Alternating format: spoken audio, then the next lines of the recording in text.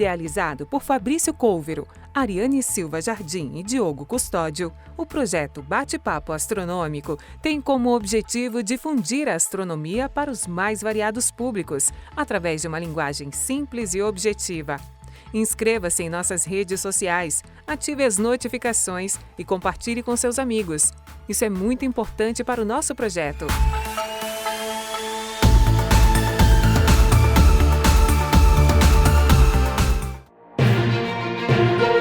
Em meio à timidez dos últimos raios solares, o Festival de Cores e Formas dá lugar à escuridão da noite. Uma janela para o cosmos, onde os mais fascinantes mistérios do universo são revelados. Sejam todos bem-vindos ao Bate-Papo Astronômico.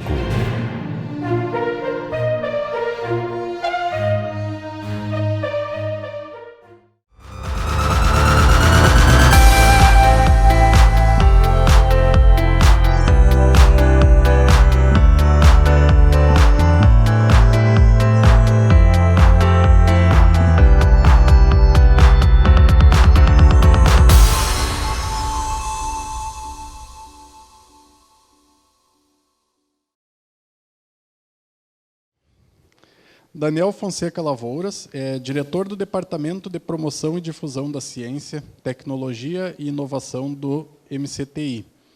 Graduado em Engenharia Aeronáutica pelo Instituto Tecnológico da Aeronáutica, o ITA, tem experiência na área de divulgação científica, com ênfase em educação básica, ensino fundamental e médio, como professor de matemática, física e astronomia.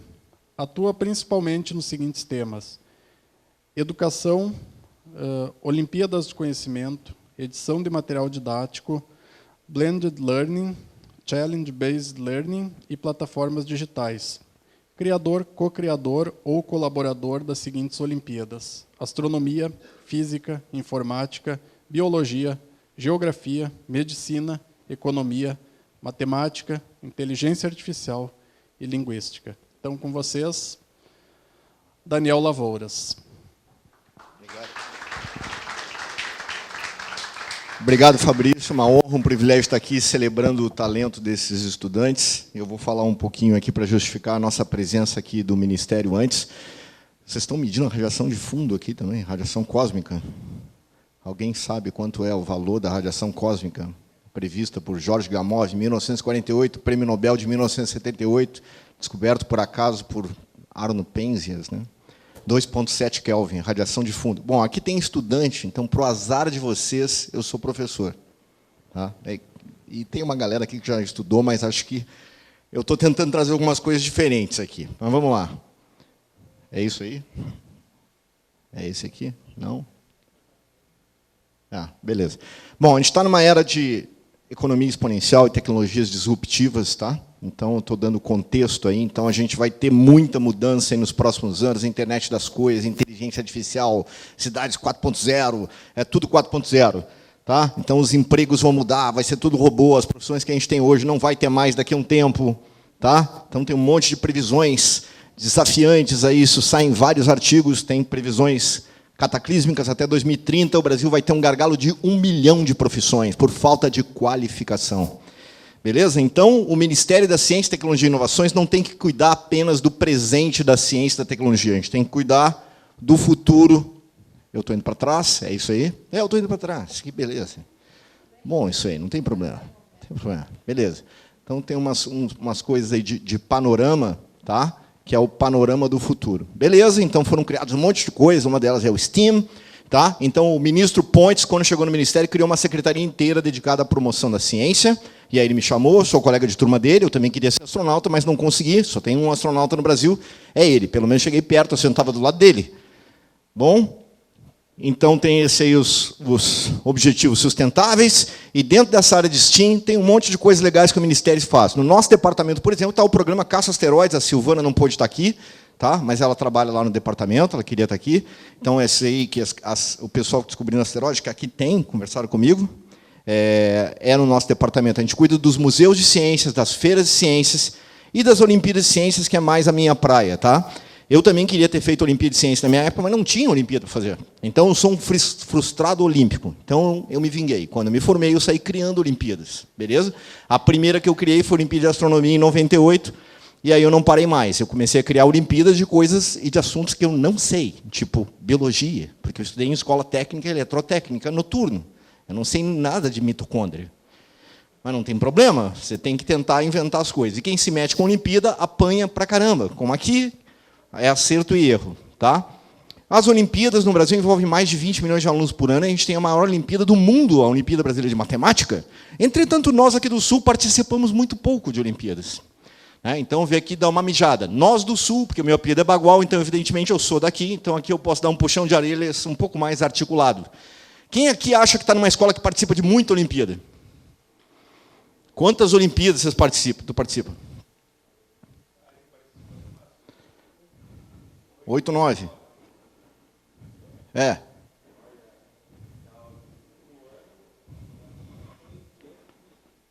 Quem participa de mais do que isso? Alguém? 8, 9? Mais de 20? Tá bom. Quantas Olimpíadas tem no Brasil? Mais de 80. São mais de 80 tipos de Olimpíadas no Brasil. Esse é o timeline das Olimpíadas. Tá? A gente criou a Olimpíada de Matemática em 79, a primeira internacional foi em 59, a primeira Olimpíada do mundo é 1894, na Hungria. Portanto, antes do Barão de Coubertin criar as Olimpíadas do Esporte, já tinha a Olimpíada de Matemática. Depois veio a Química, depois acho que fui eu, a terceira foi a de Astronomia. Que surra, isso. Astronomia, Física e Informática, eu tive envolvido nas 3 ao mesmo tempo. Tá? Eu criei a primeira, a de Astronomia, a de Física, eu que fiz o contato com o Comitê Internacional e tudo mais. Mas a de Astronomia eu me ferrei, porque eu fiz sozinho. Eu escrevia todas as provas e corrigia todas as provas do Brasil. Mas pelo menos não tinha 1 milhão de alunos participando, né? Era bem menor. Isso, é para cá. Beleza, e aí vem um monte, tá? Então tem de filosofia, de cartografia, Olimpíada do Oceano, Olimpíada de Ambientes Polares, Olimpíada de Algoritmo, Olimpíada de Linguística. E não precisa saber falar língua nenhuma, até porque o que cai na prova é língua indígena ou um dialeto da Índia, tá? Você tem que ser o Champollion e decifrar a Pedra Roseta, então é uma verdadeira Olimpíada de Lógica. Tá? E o verdadeiro tesouro das Olimpíadas, com todo respeito a vocês, não são vocês são a cereja do bolo, são aqueles alunos brilhantes que são detectados a partir da Olimpíada. É que nem futebol, se você bota milhões de pessoas jogando futebol, você vai ter o Neymar. Mas todo mundo joga bola na rua querendo ser o Neymar. Quantos vão ser? Pouquíssimos, mas nem por isso eu paro de jogar bola. Esse é o tesouro das Olimpíadas. Então vocês vão sair daqui, vocês agora são embaixadores das Olimpíadas, porque vocês sabem que isso é legal e que isso tem uma capacidade gigantesca de resgatar talentos. Então as Olimpíadas existem não por causa do Arthur Ávila, que ganhou a medalha Fields, porque ele trocou de colégio na 4ª série, porque ele estava num colégio que não participava de Olimpíada. Aí ele foi para outro e aí ele fez uma prova legal pela primeira vez na vida. Então as Olimpíadas são provas fascinantes, encantadoras, que visam ser legais e não chatas. Esse é o tesouro das Olimpíadas. Tá? E uma das Olimpíadas bacanas é a de Astronomia. Então o meu tema aqui é de gravitação universal. Eu vim falar de curiosidades da astronomia. Tá? E gravitação universal é um tema tenso quando a gente vê isso no ensino médio. Mas, evidentemente, eu vou trazer uma parte mais tranquila aqui, que não envolve muito a matemática. Beleza? Por falar em matemática, a gente pode fazer um aquecimento aqui. Vamos ver se vocês estão bem, então, para mostrar o que é uma Olimpíada. Pensem num número entre 30 e 50. Todo mundo pensou no número entre 30 e 50? O meu objetivo é adivinhar esse número, mas eu preciso que vocês façam algumas contas violentas antes. Primeiro, eu quero que vocês somem os algarismos do número. Por exemplo, se eu pensei no 23, a minha soma é 2 mais 3. Se eu pensei no 18, a minha soma é 1 mais 8. Somem os algarismos do número que vocês pensaram.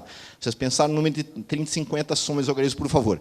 Agora eu preciso que vocês façam outra conta. Peguem o primeiro número e subtraiam da soma. Caramba! Tipo, se eu pensei no 23, a minha conta é 23 menos 2 mais 3. Pega o número e subtrai da soma dos algarismos. Pega o número que você pensou, 18 menos 1 mais 8. 18 menos 9. Entendeu? Façam essa conta, eu vou tentar adivinhar o resultado, só para ver se vocês estão prestando atenção, porque o saco já acabou, é muita gente falando ao mesmo tempo. Quanto deu o resultado da conta? Vocês são muitos, eu preciso de 3 chances para adivinhar. Eu acho que deu 27. Não deu 27, eu acho que deu 36. Deu 36? Pô, graças a Deus que ninguém levantou o braço. Ah, o de vocês deu 36 também? O meu deu 27. Ah, bom. Por que tu não levantou o braço, cara? Ah, bom, faltou. Eu acho que deu 45, a terceira chance. Me ferrei. errei, porque a maioria não levantou o braço, então eu errei. Alguém aí, eu errei de quem? Quem eu errei? Não, tu não levantou o braço. Quanto deu o teu resultado? Vai tomar banho, né? Não está prestando atenção. Professor, é isso aí. Lamentável. Alguém mais eu não acertei o número aqui? Sempre tem um que eu não acerto. Todo mundo se encolheu? Deu certo para todo mundo? Tudo bem, agora alguém me explica que diabo, por que eu acertei? Porque é lógico que não é mágica isso aí. É lógica? Qual a lógica? Explica. Isso é Olimpíada. Explicar o que eu fiz. Alguém? Não? Quais os números que eu chutei? O que eles têm em comum? 27, 36, 45. São múltiplos de 9. E daí? Será que vai dar sempre o múltiplo de 9?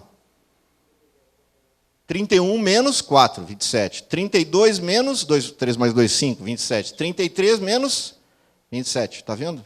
Vai dar sempre o múltiplo de 9. Mas isso não prova. Provar é outras paradas. Tem que jogar letrinha. Mas vamos nessa. Vamos falar de história da astronomia, então. Isso aí era só para ver se o pessoal estava antenado. O cabeludo aqui estava meio se encostando já. Cara, professor, é isso aí. Nós vamos falar de modelos do sistema solar. Então, um assunto tranquilo para vocês que lançam satélite, que tem que saber de gravitação universal. Todo mundo sabe que a gente pensava que o modelo primeiro era geocêntrico, que os planetas giravam em torno da Terra, todo mundo girava em torno da Terra. Aí veio o Copérnico e disse que não, que gira em torno do Sol. É isso que a gente aprende, beleza? Bom, primeira surpresa é que isso não é bem assim. Como assim não é bem assim? Na verdade, historicamente aconteceu isso. Os gregos tinham um modelo heliocêntrico. Eles diziam que tudo girava em torno do Sol. Aí a gente foi para um outro modelo geocêntrico. Aí você vai dizer, então a humanidade emburreceu. Porque os caras estavam certos, diziam que girava em torno do Sol, e de repente veio um doido e disse que agora não, gira em torno da Terra.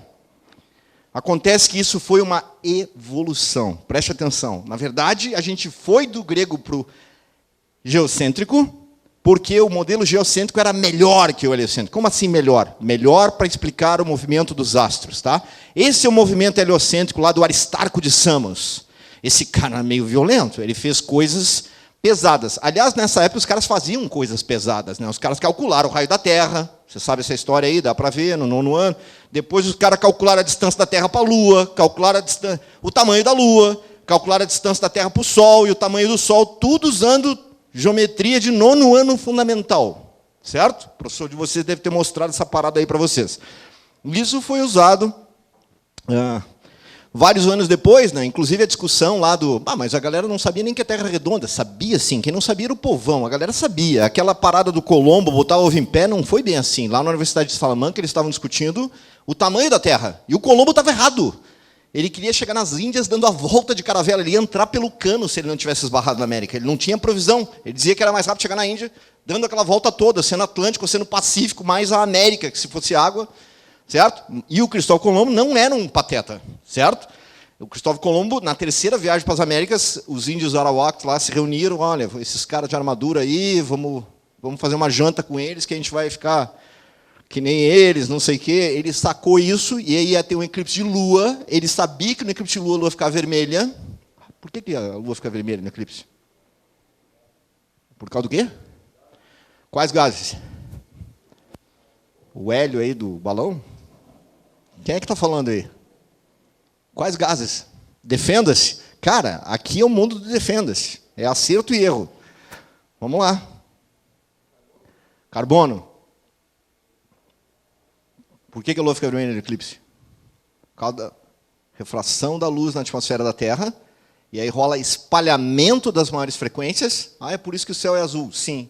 As maiores frequências espalham e as menores frequências passam reto. Por isso que os ingleses escolheram o vermelho para ser o símbolo de pare, porque Londres é a terra do fog, da neblina. Então você tem que ver o vermelho, o verde você não vê. Mas o vermelho você tem que ver, o vermelho atravessa, ele não sofre espalhamento. Então no eclipse de lua, a luz do Sol que está lá atrás refrata na atmosfera da Terra e justamente o que sobra, as que chegam, são as frequências na faixa do vermelho. Tá? Bom, eu estou falando lá do Cristóvão, a gente vai indo e vai falando de outros assuntos. Deixa eu voltar para esse assunto aqui, porque eu não vou conseguir terminar, eu vou falar algumas coisas aqui só para vocês. Tá? Então, olha só, tinha aquele modelo heliocêntrico. Aí veio esse cara aí, Cláudio Ptolomeu, e disse que não, que tudo girava em torno da Terra. Esse cara deve ser um idiota. Cara, esse cara era muito bom. Esse cara leu todos os elementos daquela obra de Euclides de geometria. Ele escreveu uma obra chamada Almagesto de 13 volumes. E tinha uma geometria nervosíssima no material dele. E ele disse, olha, todo mundo gira em torno da Terra. Ele escreveu um livro sobre isso. Isso não era um bico. Então, o que esse cara fez? Você acha que o modelo geocêntrico dele é esse aqui, que está aqui, que às vezes aparece nos livros? Claro que não. Não é isso que esse cara falou. Esse cara fez um troço ultra complexo. Tá? Ele fez mais ou menos o que a gente está vendo. Ó, qual é o modelo mais próximo? É esse aqui, tudo girando em torno da Terra? Não, é isso aqui. Você está vendo que os planetas fazem pequenos círculos e que, por sua vez, esses pequenos círculos estão sobre outros círculos. Então, são círculos grandes e círculos pequenos. Certo? Que ele chamava de quantes e deferentes. Mas, muito bem, por que o Ptolomeu chegou à conclusão, por que o cara chegou à conclusão que o modelo geocêntrico era melhor que o heliocêntrico? Alguém sabe? Alguém lembra? Por causa de Marte. Certo? Marte é um dos errantes, é um dos planetas que a gente consegue ver a olho nu. Ares, deus da guerra, vermelho, muito ferro na superfície, né? A gente vê bem vermelhinho, a olho nu. Show de bola. Por quê? Porque no modelo heliocêntrico, a Terra é aquele azulzinho ali, Marte é aquele que está mais afastado, Marte é um planeta mais exterior que a gente. Então, as estrelas chamadas fixas, porque estão muito longe, mas não tem nada de fixas, o movimento aparente de Marte é aquele que a gente está vendo lá no fundo. Então, ele faz aquela laçada. Tá? Então, os astrônomos chamam isso de movimento retrógrado. Então, você está vendo aí que o modelo heliocêntrico, colocando o Sol no centro, explica bem o movimento retrógrado. Acontece que o sistema geocêntrico também explica. Está vendo ali Marte, então, fazendo um círculo sobre outro círculo, e aí o centro do círculo gira, e aí lá atrás eu tenho o tal do movimento retrógrado. Então, esse Ptolomeu calculou os raios de todos os círculos maiores e menores com absoluta precisão. O cara fez um trabalho tão violento que isso durou 1.300 anos para derrubarem. Durante 1.300 anos se acreditou que o modelo correto era o modelo geocêntrico. Tá? Então, essa é uma vista de Marte no céu em diferentes datas. Ele muda, inclusive, de tamanho por causa da redução ou aumento da distância relativa à Terra. Coisas simples dependem de observação, porque a gente chama isso de movimento aparente. Aquelas figuras que eu via, como se eu estivesse lá no espaço vendo o que está acontecendo. Como é que os caras deduziam isso só vendo? Parece simples. Como é que a gente deduz que não é o Sol que se move e a Terra que está girando? Alguém sabe quando é que se provou que é a Terra que gira em torno do seu próprio eixo? Provou. Pá! Quem provou? Faz quanto tempo? É verdade, os caras já tinham alguma inferência sobre isso lá na Grécia também. Mas quem provou isso, para valer, foi uma experiência feita no Panteão de Paris pelo Foucault, em 1851. Faz 170 anos que o cara provou isso. Aquele pêndulo que oscila, aí ele vai girando assim, porque, na verdade, é a Terra que gira, né? É o pêndulo de Foucault. Tá? Tinha um italiano que uns 200 anos antes de Foucault já tinha feito alguma experiência, mas de provar mesmo é difícil às vezes. Tá? Então, isso são ideias. Tá? Quando um planeta gira em torno do Sol, o Sol passa por algumas constelações, que eu chamo as constelações da eclíptica, ou do zodíaco, que não são 12, são 13, né? E por que tem 12 signos? Cuidado aí com a astrologia, tudo bem? Então, esses movimentos relativos eles são complexos. Lá em cima estão as constelações, ali está mostrando as 88, e os movimentos relativos dos planetas ao longo daquela linha lá, que é eclíptica. Bom, enfim, e posições relativas. Então, os planetas eles fazem laçadas. Tá? E o movimento retrógrado mais preeminente é justamente o de Marte. Então, Marte era a chave dessa explicação. Tá? Então, está aí ó, a geometria do modelo do Ptolomeu. Então, não é uma geometria trivial. Ele calculou os raios, calculou esse período direitinho, e explicava melhor que o modelo do Aristarco o movimento retrógrado de Marte. Por isso que o pessoal diz, o Ptolomeu está certo, o modelo é geocêntrico, não tem nada de heliocêntrico. Tá? Bom, tem outras aí, mas é fácil quando se vê de longe. Né? É fácil, eu estou de fora, estou vendo, explica. Faz sentido. Beleza. Aí veio esse cara aqui, um monge polonês, lá na época do Renascimento. Mas o cara é monge, o cara é polonês, foi estudar na Itália, voltou, não sei o quê, publicou um livro, não autorizou, não publica isso aí, só publica quando ele estava aí, não, agora eu vou morrer, pode publicar então. Se botaram no índice, queima o livro, queima a mim, não tem problema. Tá? E aí ele veio com um modelo heliocêntrico. Vai dizer, não, como é que o cara provou que era heliocêntrico de novo? O que esse cara fez? Para derrubar o geocêntrico. O geocêntrico não estava tão bom. Esse cara foi estudar. E naquela época, quando tu ia para a universidade, tu estudava o quê? Tudo. A gente não escolhia o curso. Eu estudava teologia, matemática, astronomia, retórica, estudava tudo. Geometria. Tá? Então ele estudou muita o quê? Geometria. Aí ele voltou lá para a Polônia, fez um monte de conta. Disse, sabe de uma coisa? Eu acho que eu vou voltar para o modelo heliocêntrico. E voltou.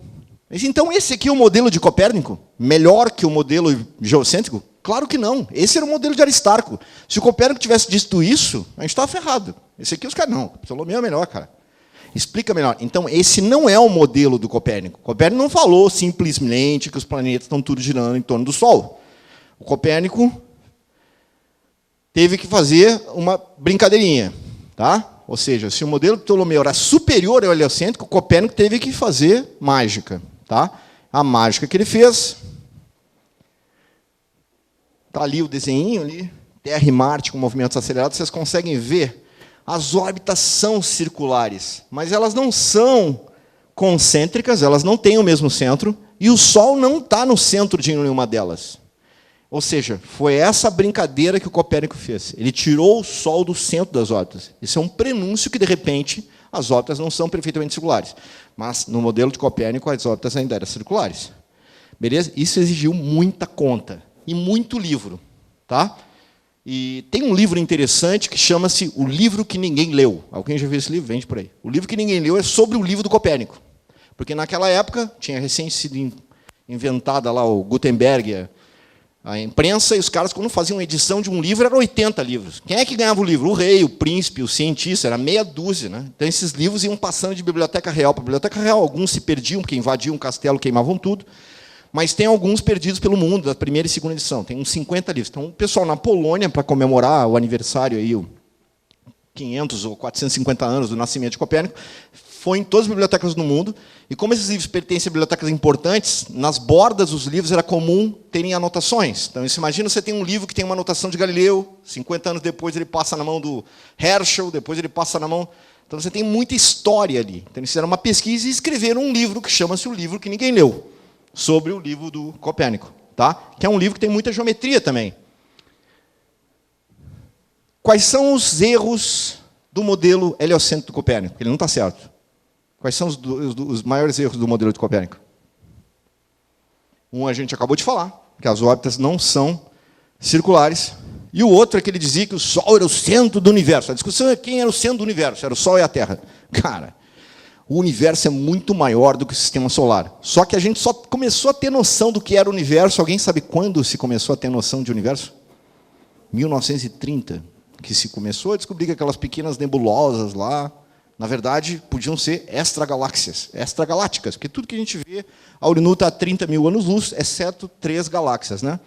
3 galáxias próximas da gente, a pequena e a grande nuvem de Magalhães e a galáxia de Andrômeda. E aí veio o Copérnico com essa brincadeira aqui. Tá? O outro erro é que as órbitas dos planetas não são perfeitamente circulares. São elípticas, na verdade. Aí vem um cara importante, que às vezes é meio esquecido, que é esse cara aqui, que morava lá na Dinamarca, o Tycho Brahe. Tá? Ele virou importante, que o pai dele salvou um dos reis, o Christian, lá, de morrer de um afogamento. Eles viraram nobres e tudo mais, mas ele era meio fanfarrão, até participou de um duelo e perdeu parte do nariz, então parte das imagens dele aparece com alguma coisa de prata. Ele descobriu supernovas e tinha aquele observatório gigante ali em Uranienborg, perto lá no norte da Dinamarca. Tá? Há algo de podre no reino da Dinamarca, essa obra de Shakespeare é sobre esse castelo aí. E tem outras coisas em Shakespeare.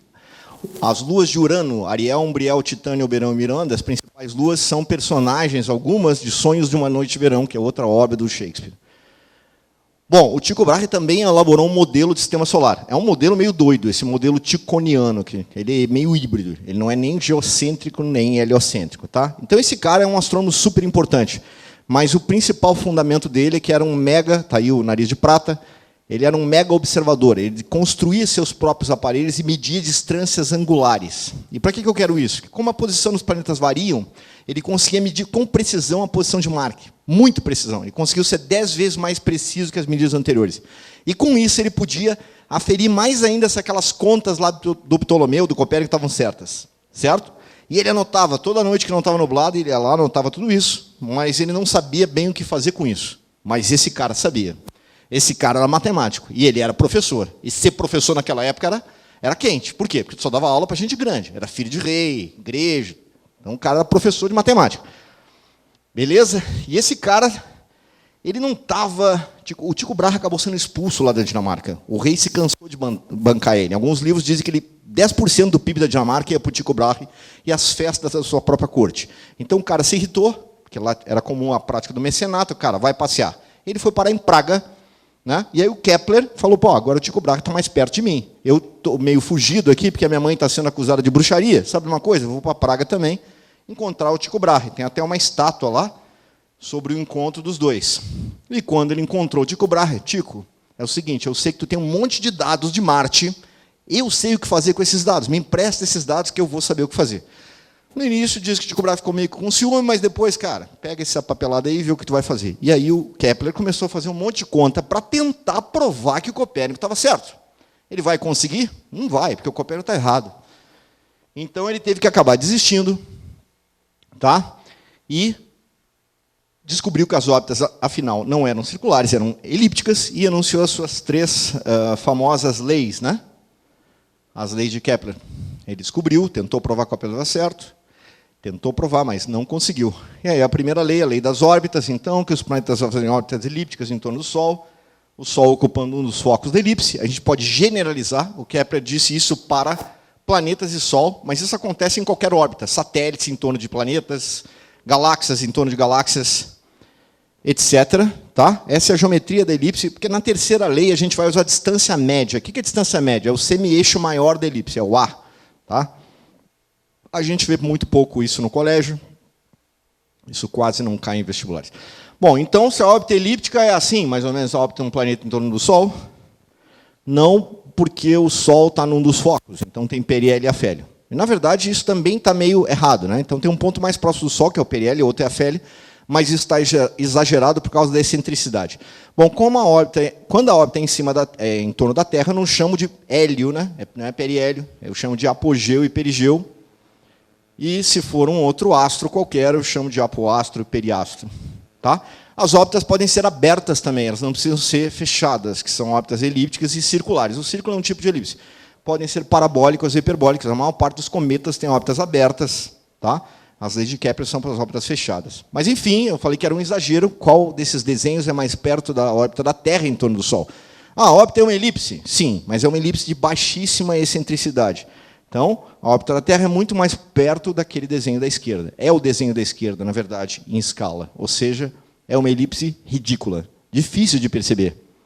Mais ainda, se eu não saio, como é que os caras perceberam isso só com matemática 500 anos atrás? É muito ninja. Tá? É muito punk o trabalho que os caras fizeram. Você tentar ler o livro dos caras, você vai achar, não, 500 anos atrás os caras eram pateta. Não dá, não sai da segunda página. É muito pesado. Tá? Marte e Plutão têm alguma excentricidade orbital um pouquinho maior, então aí dá para ver, já começa a ver a distância entre os focos maiores. Tá? Mas é bem difícil. Tá? Alguns anos depois, então, o Robert Hooke mostrou que forças que apontam para o centro de uma curva podiam explicar a órbita, porque isso é uma constatação matemática, não tinha a lei da gravitação universal. E depois o Newton vai vir com a lei, e a partir da lei ele deduz tudo e mostra que tudo isso está certo. A excentricidade orbital está aí, né? Então, quanto maior a excentricidade mais próxima de 1, mais acharutada é a órbita. Se a excentricidade for 0, os focos coincidem, e eu estou no círculo. E o Kepler anunciou mais a segunda lei, a lei das áreas, que o planeta varre áreas iguais em tornos iguais, em tempos iguais, e então ele é mais rápido quando passa perto, e anunciou a lei harmônica alguns anos depois, que ele ficou perseguindo aquilo. A excentricidade orbital da Terra é tão baixa que as velocidades no apogeu e perigeu são bem pouco diferentes, de 30,2 km por segundo para 29,3 km por segundo. Como o periélio da Terra é em janeiro, então o verão do hemisfério sul é levemente mais curto do que o hemisfério norte, né? Levemente. Mas essas variações são muito mais climáticas, embora variações climáticas já tenham tido outras implicações na história. Vou falar um troço que não está aqui, mas me veio à cabeça agora. Vocês sabiam que os romanos já sabiam que o ano não tinha 365 dias, né? Já sabiam do bissexto, os romanos. Então tinha o calendário juliano. Só que o ano não tem 365 dias e 6 horas. Tá? Cada 4 anos, sinal bissexto. Na verdade, 365 dias, 5 horas, 45 minutos e 46 segundos. Então tem uma pane. Os caras começaram a fazer correção. Então, a cada 25 anos bissextos, um não é. Ou seja, anos terminados em 00 não são bissextos. Então, 1904 é bissexto, 1908 é bissexto, 1912 é bissexto, mas 1900 não é bissexto. Só que a cada 400 anos, um bissexto, que deixaria de ser bissexto, volta a ser bissexto. Que eu tenho que ficar corrigindo lá na ponta. Bom, esse é um ajuste fino. Na verdade, os caras foram perceber isso em 1582, que o pessoal estava achando que o verão estava começando mais cedo, o inverno estava começando um pouco mais cedo. Aí o Papa chamou os astrônomos tudo. Cara, vamos fazer as contas aí que está errado. E aí revisaram as tabelas alfonsinas e um monte de coisa lá e chegaram à conclusão, ó, Papa, o ano está errado. Porque o dia não é 24 horas, é 23, não sei quanto. Bom, na época não dá para medir tempo, mas o ano está errado. Nós temos que corrigir isso aí. Deve dar uma diferença pequena. Sim, só que essa conta está sendo feita há mais de 1000 anos. Quanto dá essa conta aí dos 6 horas para 5 horas e 46 minutos? Dá 10 dias, 11 dias. Não tem problema. O Papa veio uma bula, o nome da bula... Bula intergravíssimas, porque era um problema grave, aquelas bulas papais. Amanhã, hoje é 4 de outubro de 1582, não tem problema. Amanhã será 15 de outubro de 1582. E disse o Papa. Dane-se o Papa. Aquilo ficou assim na Itália, em Portugal e Espanha. Mas já em Portugal e Espanha já demorou 7 dias para chegar, a cavalo. Não tinha internet. Cara, deu um monte de problema. Imagina eu ligar... Cara, me manda aí um carregamento de alumínio. Para quando? Para dia 20, fechado. Aí, deu dia 22 e não chegou ainda. Não, ainda é dia 16. Cara, guerras. Demorou 100 anos para a Europa inteira entender que tinha mudado o calendário. Bom, e até hoje tem país que não mudou o calendário ainda, que usam outros calendários. Tá? Bom, hoje Barbados, tu desligar o telefone, ligar, ele sincroniza na hora o horário que entrei. Mas não era bem assim, o troço era bem tenso, né? Então, isso tudo com o negócio de calendário. Agora tem relógio nuclear, não sei o quê, mas sabe-se que o dia na Terra varia, né? A duração do dia não é sempre a mesma, a gente sofre um monte de flutuações doidas, essa é uma área interessante, né? Aí tem outros desenhos aí de elipse. E a lei harmônica, finalmente, que o Kepler perseguiu. Eu vou falar um pouquinho do Galileu, e deu... Tá? Aí vem o Galileu, tá? O Galileu era um cara que não era tão matemático assim, mas o Galileu achou a corte dos Médicis, lá em Florença, no norte da Itália, e os Médicis adoravam. Até um dos livros do Galileu foi dedicado ao Cosimo de Médici, tá? E ele é um cara que leu os livros do Copérnico, trocava umas cartas com Kepler, então ele concordou. Sabe uma coisa? Não é a Terra que está no centro, é o Sol que está no centro. E isso era perigoso na Itália. O Giordano Bruno fez isso. Só que o Giordano Bruno é um cara meio radical. Não é a Terra que está no centro, é o Sol. Pegaram, queima esse aí, entendeu? Esse é bruxo. Tá? Naquela época era muito mais fácil para a mulher ser bruxa, né? 95% de quem era queimado era mulher, mas o Giordano Bruno exagerou, queimaram ele também. Mas o Galileu, como era da corte, era amigo do Papa, o pessoal deu um desconto, julgaram ele e deu uma escapada. Mas tem algumas coisas interessantes sobre o julgamento de Galileu. Ele foi julgado por heresia, porque ele ia contra aquele Salmo 104:5 do Antigo Testamento. Deus colocou a terra em suas fundações, para que nunca se mova. E como é que tu fala que ela se move, gira em torno do Sol, Galileu? Então, teve julgamento. Mas em 1822, então uns 200 anos depois, a igreja retirou essa obra do Índice de Livros Proibidos, reconhecendo, 200 anos depois. Em 1930, o cardeal Bellarmino, que era o segundo cara da igreja, que quase foi papa, foi canonizado e proclamado doutor da igreja. Quem era ele? O chefão da Inquisição. Deve ter queimado umas 5.000 pessoas em Roma durante 15 anos. Ele é santo, tem um dia para ele, São Roberto Bellarmino. Em 1980, o Papa João Paulo II pediu desculpa. Então, andamos queimando gente demais, aí o julgamento do Galileu estava errado. Pediu. E aí, em 1992, portanto, faz pouco tempo, Galileu foi finalmente perdoado, como demorou 400 anos para a igreja perdoar o Galileu. A gente fez uns erros alguns anos atrás, vamos retificar. Desculpa aí, Galileu, se é que tem alguns descendentes teus ainda, a gente pisou na bola com você. Troço meio tenso. Bom, o Galileu não inventou o telescópio, ele aperfeiçoou o telescópio que tinha sido inventado pelos irmãos Lippershey na Holanda. Né? O telescópio tinha aplicações militares. O que o Galileu fez? Pegou uma sílica de melhor qualidade do Porto de Gênova e construiu um vidro melhor, e com isso ele conseguiu que o instrumento dele aumentasse umas 30 vezes, e ele decidiu apontar para outros objetos e não para o exército inimigo. Tá? Dá para ver o aparelho dele, está no museu lá na Itália ainda. Tá? É mais ou menos isso aí, fica em Florença. Esse é o livro que ele fez para o Cosimo de Médici. E ele viu um monte de coisas legais. Tá? Ele viu aglomerados de estrelas, como as Pleiades, que a gente consegue ver a olho nu, é só seguir as Três Marias que a gente acha as Pleiades. Ele viu que a Via Láctea tinha um monte de outras estrelas. Eu estou botando outros aglomerados aí. Esse é o desenho do Galileu, mas a gente tem outros aglomerados. Esse aqui, o pessoal aqui do Papo Astronômico deve ver direto a caixinha de joias. Muito. Esse, o Ômega Centauri, que é fácil ver no Hemisfério Sul, também fácil de achar. É só seguir duas estrelas ali do Cruzeiro do Sul que a gente acha. Tá? Tem 10 milhões de estrelas, um aglomerado antigo, globular. E por aí vai. Ele viu fases em Vênus, análogas à fase da Lua. Então, isso justificava um modelo excêntrico. Se bem que as fases, dá para explicar pelos dois modelos. A gente vai ver aqui, olha lá. Essas são as fases explicadas no modelo heliocêntrico. Aqui é um GIF da mudança de distância do planeta. Olha aí. As fases de Vênus eu justifico tanto pelo heliocentrismo quanto pelo geocentrismo. Então, isso não justificava. Mas o Galileu viu um monte de outras coisas. Tá? Aí são as fases justificadas nos dois modelos. Ele viu Vênus, cheio de nuvens, né? Sim, mas sem nuvens, beleza? Então, Vênus, muito efeito estufa, então não tem quase diferença de temperatura entre dia e noite, né? 450, 430 graus geral. Mercúrio, que não tem atmosfera, porque não tem gravidade suficiente, a temperatura da face oposta ao Sol vai a menos um monte, né? Menos 100, sei lá, é frio pra caramba, porque a atmosfera é um mecanismo regulador de temperatura. Muito efeito estufa, você se ferra. Pouco efeito estufa, você se ferra também. A lição é que é bom cuidar da atmosfera. Tá? Então, os desenhos de Galileu sobre as fases de Vênus, os desenhos reais. Ele viu as luzes de Júpiter, e, em homenagem, ele homenageou o Cosimo de Médici com os nomes. Tá? Io Ganymede, Calisto e Europa. Beleza. O sistema joviano. Viu, ele não conseguiu ver os anéis de Saturno direito, tá? Porque o telescópio dele não tinha capacidade, fez aqueles desenhos ali, não sabia o que era, mas era esquisito. Ele viu manchas no Sol, né, que são regiões com uma temperatura um pouquinho abaixo da superfície 5.800 graus, as manchas 3.000 graus, parecem escuras, são só temperaturas menores. Né? Lembrando que a temperatura porrada no Sol é no núcleo, 2 milhões de graus, é lá que está a ignição nuclear, transformando hidrogênio em hélio, a fonte de energia da estrela. E por aí vai. Está ali mais manchas, tudo mais. O tamanho de uma manchinha comparado com a Terra. Cabe 1.300.000 terras no Sol.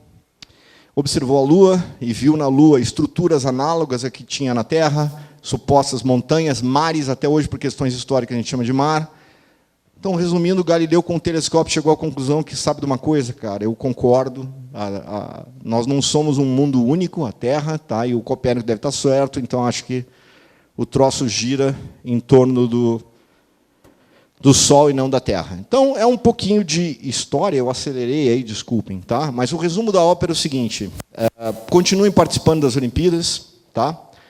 Retomo, as Olimpíadas não existem por causa de vocês. Vocês já foram salvos, tá? O que se quer é salvar milhões de estudantes que não sonham mais, eles não acreditam mais neles. E, a partir deles, professores são salvos. E, quando o professor vê um aluno ter um resultado que ele não espera, Olimpíadas foram aplicadas na Fundação Casa, na ESFEBEM, em São Paulo, para jovem de 17 anos que é traficante, estuprador, já matou 10. Alguns, esse cara não tem jeito, ele vai sair daqui e vai morrer. Pois bem, tem alunos que fizeram, a partir das Olimpíadas, cara, um dia alguém acreditou em mim, eu fiz uma prova, olhei, está na doutorado. O cara foi salvo e teve uma vida fora do que estava apontado para ele.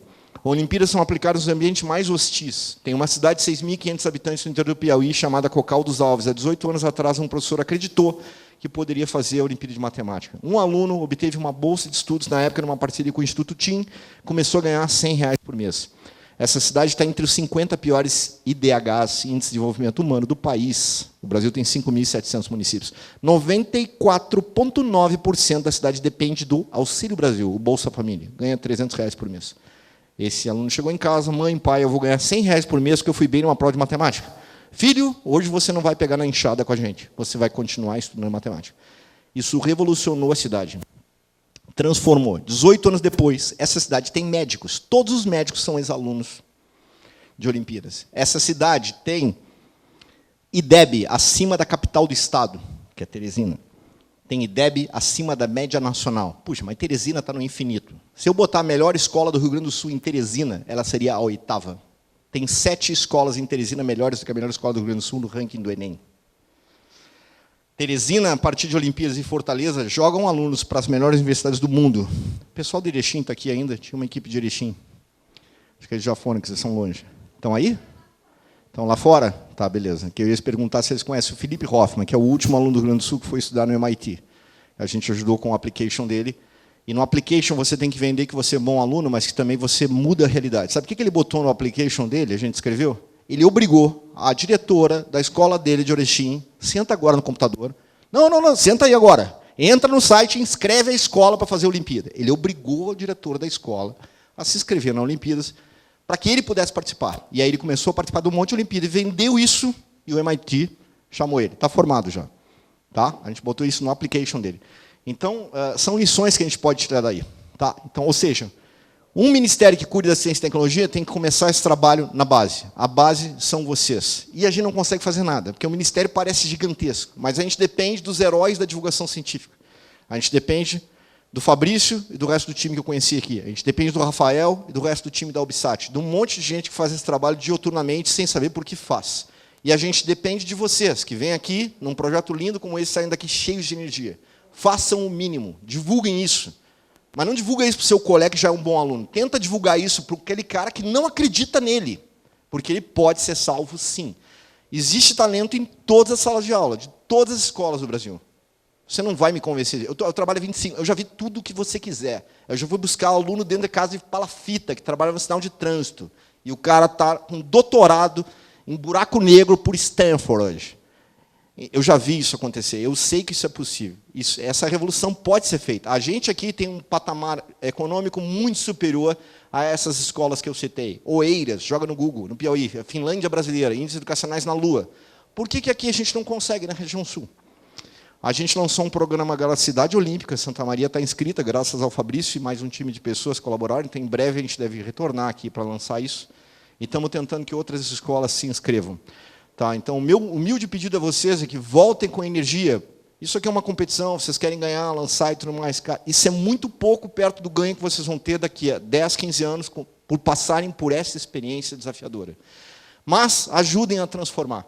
Ajudem a transformar as realidades. Isso é muito mais importante, você impactar o ambiente onde você está, do que você só continuar crescendo sozinho. Uma hora você para de achar que aprender mais astronomia, matemática e física é suficiente, e você descobre que impactar realidades pode ser mais importante. Então, essa é a nossa missão, e sem vocês a gente não consegue fazer. Então, obrigado, Fabrício, Rafael, que está lá fora, caçando um balão que deve estar caindo não sei aonde.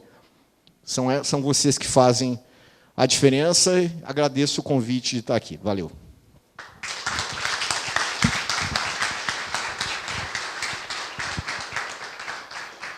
Eu disse que valia a pena, né? Aguardar. Então, agradecemos muito, Daniel, pela apresentação, brilhante apresentação, Daniel, motivadora. E nós ficamos muito felizes quando o Daniel aceitou essa proposta. A Silvana ia vir também, mas infelizmente não deu. E ela está, até ontem à noite, ainda nos provocando, né? O chefe dela é mau. Provocando com essa... Mas e ela queria vir. Então, no lançamento da Cidade Olímpica, a gente tenta trazer a Silvana para cá também. Então, Daniel, muito obrigado. Nós vamos te entregar uma simples lembrancinha aqui do projeto. Não, aquele acabou. Então, aquele tu cobra do Diogo aí, ó. Deixa eu só acender a luz daqui para...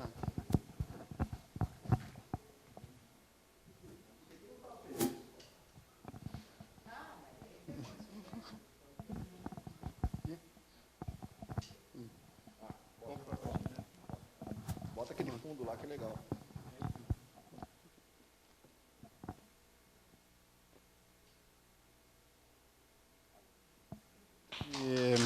Agradecemos muito, então, e temos o certificado também. Então, finalmente o certificado de palestra do Bate-Papo Astronômico. Há muito tempo desejado por nós também, contar com essa tua... Obrigado.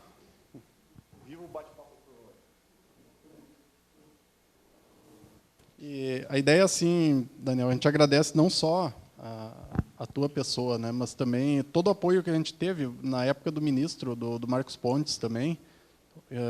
Que pessoa incrível, né? Assim, uma pessoa de um grande coração e que sempre nos acolheu, assim como isso aqui hoje existe também em função dessas ideias, dessa ideia visionária, né? Então, nosso muito obrigado mesmo. O ministro atual, Paulo Alvim, apoia isso também. É bom você saber. Em Brasília, a gente bate cabeça, vem na televisão, um monte de confusão. Mas tem alguns departamentos, como o meu, que a gente não fala de política, só fala de professor e aluno. É legal. Tem coisa que funciona, acredito. Funciona bem. E é o ambiente que a gente teve hoje, né? Legal. Fazendo ciência. Então, muito obrigado aí também. Transmita ao ministro Paulo Alvim e toda a equipe do MCTI, especialmente a popularização da ciência, que fazer isso aqui é tornar popular a ciência, é o que a gente precisa fazer.